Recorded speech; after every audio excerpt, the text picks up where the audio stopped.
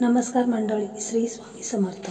स्वामी महाराजांच्या कृपेने तुमच्या मनातील सर्व चांगल्या इच्छा हे लवकरात लवकर पूर्ण होत एवढी स्वामींना मी प्रार्थना करते आणि आजच्या या नवीन व्हिडिओला सुरुवात करते. येत्या सोमवारी आलेली आहे सोमवती अमावस्या. तर ही अमावस्या तिथी सोमवारी आल्यामुळे हिला सोमवती अमावस्या असं म्हटलं जातं. अमावस्येला अनन्यसाधारण महत्त्व आहे आणि म्हणूनच आईने आपल्या मुलांवरून ही वस्तू आहे तर ती उतरून टाकायची आहे. या संदर्भात आजचा हा व्हिडिओ आहे. तसेच आजच्या व्हिडिओमध्ये आपण 2 उपाय पाहणार आहोत. तुम्हाला जे शक्य असेल त्यापैकी तुम्ही दोन्हींपैकी कोणताही एक उपाय करायचा आहे. म्हणजे आईने आपल्या मुलांसाठी हा उपाय करायचा आहे. त्यापूर्वी चॅनलवरती नवीन असाल तर चॅनलला सबस्क्राईब करा. व्हिडिओ पाहत असताना व्हिडिओला लाईक करा. त्याचप्रमाणे श्री स्वामी समर्थ अशी कमेंट करा. तर हिंदू धर्मात अमावस्या तिथीला खूप असे महत्त्व आहे. त्यात सोमवती अमावस्येला विशेष असे धार्मिक महत्त्व आहे. सोमवती अमावस्या म्हणजे ज्या दिवशी अमावस्या तिथी येते त्या दिवशी सोमवारचा योग हा जुळून आला तर त्या स्थितीत सोमवती अमावस्याचा योग हा तयार होतो. या दिवशी स्नान, दान आणि पितरांना तर्पण करण्याचे विशेष असे महत्त्व आहे. सोमवती अमावस्येच्या दिवशी पहाटे लोक पवित्र नद्यांमध्ये स्नान करतात. ज्यांना नदी स्नान करता येत नाही ते घरीच स्नान करतात, व्रत करतात आणि दानही करतात. तर अमावस्या ही तारीख भगवान विष्णू आणि पूर्वजांना समर्पित आहे. या विशेष प्रसंगी पवित्र नद्यात स्नान आणि ध्यान करण्याची परंपरा आहे. तर या दिवशी बघा आपण सकाळी लवकर उठायचं आहे. त्याचप्रमाणे अमावस्या तिथी असल्यामुळे आपण आपल्या घराची स्वच्छता तर करायचीच आहे. घरामध्ये जे काही जाळे जाळमट असतील ते काढून टाकायचे आहे. आपला उंबरठा आहे तर तिथे हळदीचं लेपन करायचं आहे. तसेच आपला देवघर आहे, देवघर देखील स्वच्छ करायचं आहे. आपले देव आहेत तर त्यांना स्वच्छ करून घ्यायचं आहे. म्हणजे अमावस्या तिथीला ही सर्व आपण घरामध्ये स्वच्छता करायची आहे. यामुळेच माता लक्ष्मी ही आपल्या घरामध्ये प्रवेश करत असते. घरातील जी काही अलक्ष्मी आहे तर तिला या दिवशी आपल्याला बाहेर काढायचं आहे.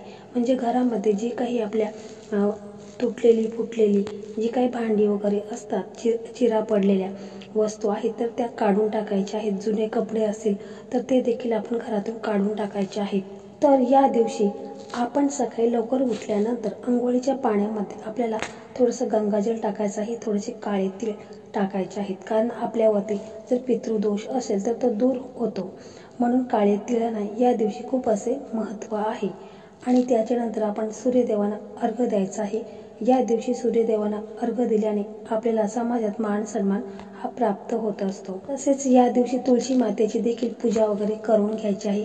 संध्याकाळी तिथे तुपाचा दिवा हा अवश्य लावायचा आहे. तसेच पिंपळाच्या झाडाची देखील जर तुमच्या जवळपास पिंपळाचं झाड असेल तर तिथे देखील तुम्हाला एक तांब्यावरून पाणी घेऊन जायचं आहे. त्या पाण्यामध्ये कच्चं दूध टाकायचं आहे, थोडंसं काळे तीळ टाकायचे आहेत आणि ते पाणी पिंपळाला अर्पण करायचं आहे. आणि पिंपळाला तुम्हाला 11 प्रदक्षिणा मारायच्या आहेत. या सोमवती अमावस्येच्या दिवशी जेवढे आपण उपाय करू तेवढंच आपल्याला लाभ हा होणार आहे. आपल्यामध्ये जी काही नकारात्मकता आहे, जो काही पितृदोष आहे तर तो देखील दूर होण्यास खूप मदत होणार आहे. तर असाच उपाय आपण आजच्या व्हिडिओमध्ये जाणून घेणार आहोत. आईने आपल्या मुलांसाठी हा उपाय अवश्य करायचा आहे. तर आपल्या मुलांवरती कोणत्याही प्रकारची अडचणी असू द्या, संकट असू द्या, कोणत्याही प्रकारची नजरबाधा असू द्या, कोणतेही दोष असू द्या, ते दूर होण्यासाठी सोमवती अमावस्या ही खूप उत्तम आहे. तर या दिवशी कोणतेही आपण उपाय केले तर त्याचा आपल्याला जास्तीत जास्त फायदा हा होत असतो. कारण या दिवशी जेवढी आपण घरातून आपल्या निगेटिव्हिटी नकारात्मकता बाहेर काढू तेवढंच आपल्या घरामध्ये सकारात्मक वातावरण हे तयार होत असतं. आणि अशामध्येच आपली मुलं आहेत तर ती खूप त्रास देत असतात, चिडचिड करत असतात, सतत रागावत असतात, इतरांना उलटसुलट बोलत असतात. अशा भरपूर समस्या ह्या मुलांवरती असतात. तसेच मोठी मुलं असतात तर ती देखील इतर मुलांच्या संगतीला लागून काही त्यांना वाईट असं व्यसन लागलेलं असतं. परंतु हे सर्व का होत असतं तर हे सर्व नजर दोष लागल्यामुळे मुलांवरती जास्तीत जास्त प्रमाणात नकारात्मक ऊर्जा तयार झाल्यामुळे मुलं अशी वागू लागतात, इतरांचं ऐकत नाही, उलटसुलट बोलतात. तर अशा ज्या काही समस्या मुलांवरती आहेत तर त्या दूर करण्यासाठी आपण हा उपाय करायचा आहे. तर हा उपाय आपण 12 वाजता केला तरी देखील चालेल. कारण अमावस्या आहे त्यामुळे तुम्ही 12 वाजता देखील करू शकता किंवा संध्याकाळी केला तरी देखील चालेल. तिन्ही सांजेच्या वेळेस लक्ष्मी मातेच्या आगमनाच्या वेळेस तुम्ही हा उपाय करू शकता. तर यासाठी तुम्हाला फक्त लाल मिरच्या लागणार आहेत, सुक्या लाल देठाच्या लाल मिरच्या तुम्हाला घ्यायच्या आहेत. थोडेंसं तुम्हाला खडं मीठ घ्यायचं आहे आणि काळे तीळ तुम्हाला घ्यायचे आहे. मग तुम्हाला तुमच्या देवघरामध्ये दिवा लावायचा आहे, अगरबत्ती लावायची आहे, तुळशी मातेची देखील पूजा करायची आहे, तिथे दिवा लावायचा आहे. आणि त्याच्यानंतर मुलांना असं बसवायचं आहे की त्यांचं तोंड आहे तर ते उत्तर दिशेला झालं पाहिजे. अशा प्रकारे मुलांना बसवून घ्यायचं आहे. आणि हे सर्व साहित्य तुम्हाला एका पेपरमध्ये ठेवायचं आहे. आणि मग तुम्ही तुमच्या उजव्या हातामध्ये घ्यायचं आहे आणि मुलांच्या डोक्यापासून पायापर्यंत 7 वेळा तुम्हाला हे उतरून घ्यायचं आहे. जेव्हा मुलांवरती तुम्ही हे उतरून घेत असता तेव्हा तुमच्या मनामध्ये सकारात्मक भावना निर्माण झाली पाहिजे. म्हणजे माझ्या मुलांवरती जी काही नजर दोष आहे, जी काही वाईट बाधा आहे, जे काही दोष आहेत, जे काही संकटे अडचणी आहेत तर त्या दूर होऊन जाऊ दे, अशा प्रकारे तुम्हाला मनामध्ये बोलायचं आहे. आणि हे सर्व साहित्य आहे तर ते तुम्हाला एखाद्या लांब झाडाच्या तिथे टाकून द्यायचं आहे, परंतु कोणाचा स्पर्श होणार नाही अशा झाडाच्याच ठिकाणी तुम्हाला हे टाकून द्यायचं आहे. जर तुमची 2 मुलं असेल तर दोन्ही मुलांच्यासाठी तुम्हाला वेगवेगळं साहित्य घ्यायचं आहे आणि अशा प्रकारेच उतरून घ्यायचं आहे. किंवा तुमचं लहान बाळ आहे 2-3 महिन्याचा तर आईचा पदर त्याच्यावर ओवाळून टाकायचा आहे, तरी देखील त्याची नजर जात असते. तर बघा अशा प्रकारे हा उपाय आपल्याला करायचा आहे. त्याचप्रमाणे बघा आपल्याला दुसरा देखील एक उपाय करायचा आहे. तर आपल्याला यासाठी एक नारळ घ्यायचा आहे, म्हणजे पाण्याने भरलेला नारळ घ्यायचा आहे आणि आपल्या देवघरासमोर दिवा अगरबत्ती लावायची आहे.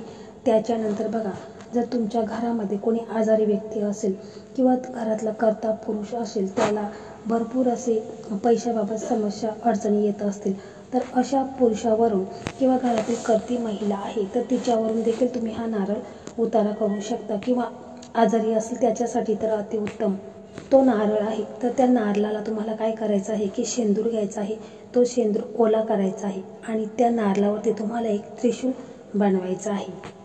आणि मग त्याच्यानंतर तुम्हाला श्री स्वामी समर्थ महाराजांचा आपल्याला जप करायचा आहे आणि त्या व्यक्तीला तुम्हाला बसवायचं आहे, देवघरासमोर बसवायचं आहे आणि त्याच्यावरून तुम्हाला 7 वेळा उतरून घ्यायचं आहे. तुमचे मिस्टर असले तरी चालेल किंवा तुमची मुलगी असू द्या किंवा घरामध्ये आजारी व्यक्ती आहे की तिला कितीही दवाखाना केला काही केला तरी फरक पडत नाही, तर अशा व्यक्तीवरून तुम्हाला अवश्य उतरून घ्यायचा आहे. आणि मग त्याच्यानंतर हा जो नारळ आहे तर तो तुम्हाला अशा ठिकाणी टाकायचा आहे जिथे झाडं वगैरे असतील अशा ठिकाणी टाकून द्या किंवा तुम्ही सरळ आपल्या डस्टबिनमध्ये टाकून द्या तरी देखील चालेल. परंतु तुम्ही झाडांच्या ठिकाणी अशा पद्धतीने टाकायचं आहे की तिथे कोणी सहसा जात नसेल, अशा निर्जली स्थळी तुम्हाला हा नारळ टाकून द्यायचा आहे. असं कोणी तो नारळाला ओलांडला नाही पाहिजे अशा पद्धतीने नारळ तुम्हाला तो फेकून द्यायचा आहे. हा जो नारळ आहे तर एका व्यक्तीसाठी तुम्हाला एकच नारळ लागणार आहे. म्हणजे तुम्ही एका नारळावरून 2-3 जणांचा उतारा करू शकत नाही, तर एक नारळ एका व्यक्तीसाठी तुम्हाला लागणार आहे. आणि जेव्हा तुम्ही नारळ हा बाहेर टाकून द्याल त्यावेळेस तुम्हाला कोणाशी बोलायचं नाही, सरळ घरामध्ये यायचं आहे, हातपाय धुवायचे आहेत आणि मग आपल्या मंदिरामध्ये देवघरासमोर बसायचं आहे. श्री स्वामी समर्थ महाराजांना प्रार्थना करायची आहे की माझ्या घरावरती कोणत्याही प्रकारचे जे काही संकटे असतील, समस्या असतील, जे काही दोष आहेत, ग्रहदोष आहे, पितृदोष आहे, नजर दोष आहे, तर ते संपूर्णपणे नष्ट होऊन जाऊन माझ्या घराची प्रगती होऊन जाऊ दे. अशा प्रकारे तुम्हाला दोन्ही हात जोडून स्वामी महाराजांना प्रार्थना करायची आहे.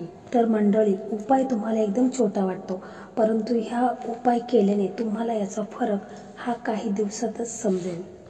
खूप असा प्रभावी आणि चमत्कारी उपाय आहे. तर हे 2 उपाय मी तुमच्यासोबत शेअर केलेले आहेत. तुम्हाला जो उपाय व्यवस्थित वाटेल तो उपाय तुम्ही अवश्य करा. तर मंडळी, अशा प्रकारे आजचा हा व्हिडिओ होता. हा व्हिडिओ तुम्हाला कसा वाटला कमेंटमध्ये नक्की सांगा. व्हिडिओ आवडला तर व्हिडिओला लाईक करा, शेअर करा आणि चॅनलला सबस्क्राईब करा. धन्यवाद.